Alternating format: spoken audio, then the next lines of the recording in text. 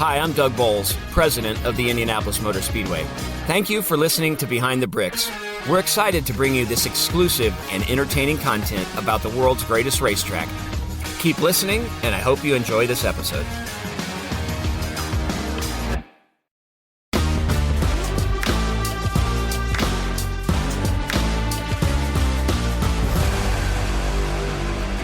Hey, Indianapolis Motor Speedway fans, Doug Boles here with you for another episode of Behind the Bricks. You know, my favorite day of the year, just like many of you, is the Indianapolis 500. But second for me, the Driven to Save BC39 that takes place right here at the dirt track at the Indianapolis Motor Speedway.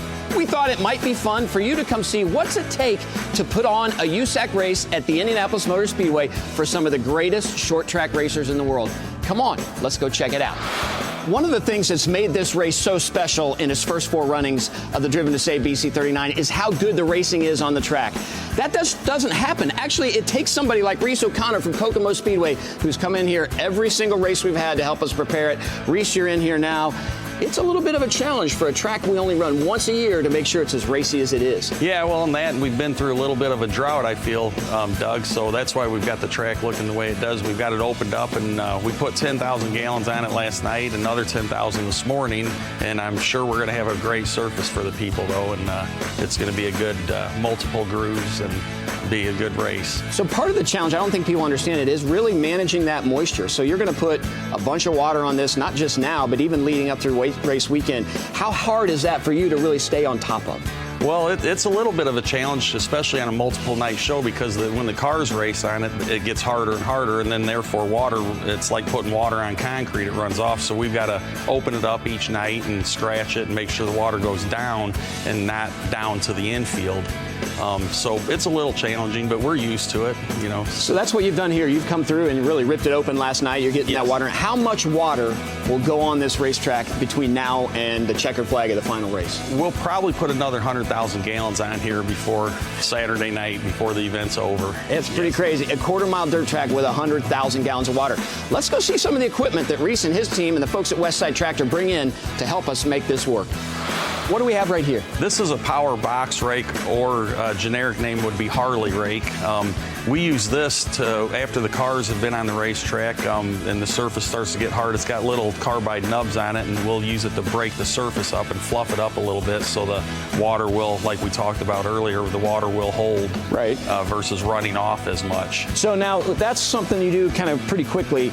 If you want to get more water to the ground, is this what we're using right over here? Yeah, this you can pound water in. This is what everyone knows is known as the sheep foot. This will make the surface hard, but it'll also let you drive water into the ground. It'll sometimes leave a hole in the surface and a pocket for water to go, and then you can also water the track and pound that water down with it. So in between heats or in between features, or how do you do that? Normally this would be a before the event, and then maybe after the event when you're grading the dirt back down, you want to run the sheep foot ahead of the road grader and put the cushion back down into the holes that the sheep foot makes. 100%. So, and then right here, what are we using here? This is basically just your John Deere Westside Tractor skid steer with a bucket on it. That just a nice piece to have here to moving stuff around. Yes. So obviously you're going to move some dirt. Like this place sat for a little while, so you took a little bit of the dusty or the silty dirt off, pick that up, and throw it in a truck to get it out of here. Exactly. Yes. That, or sometimes, I mean, with the beautiful wall here, instead of running the road grader blade into the wall, we'll take the skid steer, because you can be a little more precise with the bucket and clean some of that dirt away from the wall. So there you go. It's not just Reese O'Connor. It's the equipment that he uses actually from Westside Tractor to help make this a really, really cool event. But you haven't seen my favorite piece of equipment. Let's go check that out.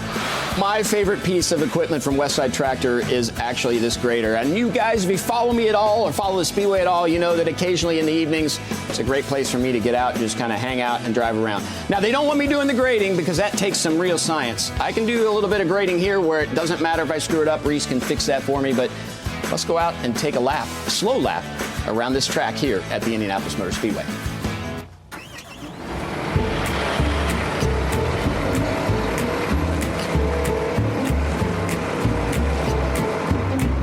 Certainly no Reese O'Connor. We told you it takes a little bit of time to actually get the dirt track ready. So you'll notice Reese and I are actually in different clothes because it's not just a one-day event. It's been a couple of weeks for him, and we're out here on the day we're about to get ready to go for the Driven to Save BC39. We got the water truck behind us.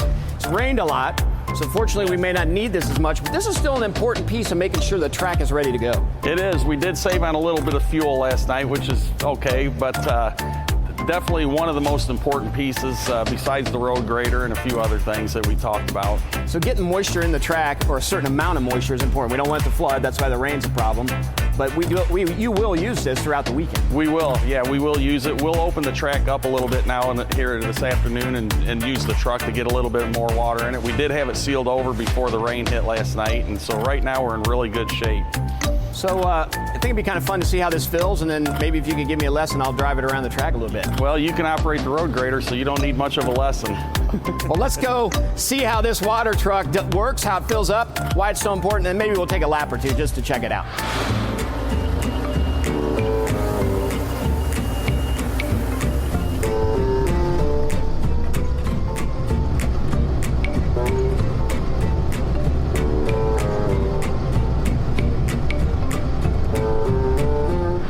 You've seen how the racetrack comes together as we get ready for those drivers who will be competing in the Driven to Save BC39. But what's the most important thing? You guys, the fans, having you here.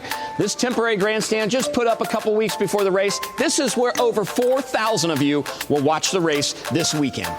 It literally takes a village to put on the Driven to Save BC39. So we've seen Reese O'Connor and all he does to help out. But Scott Petrie and the folks at Petrie Excavation helped us build the racetrack and also are here helping prep it as well.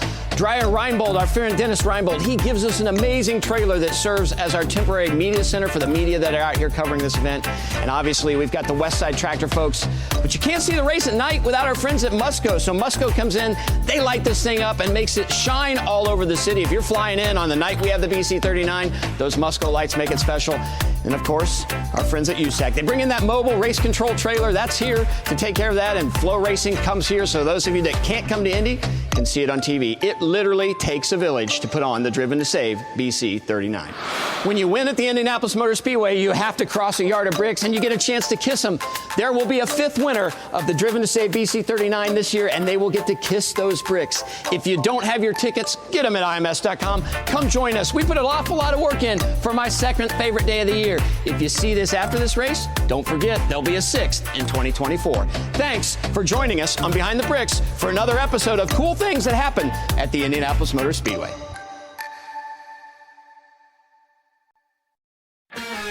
Thank you, fans, for listening to this episode of Behind the Bricks.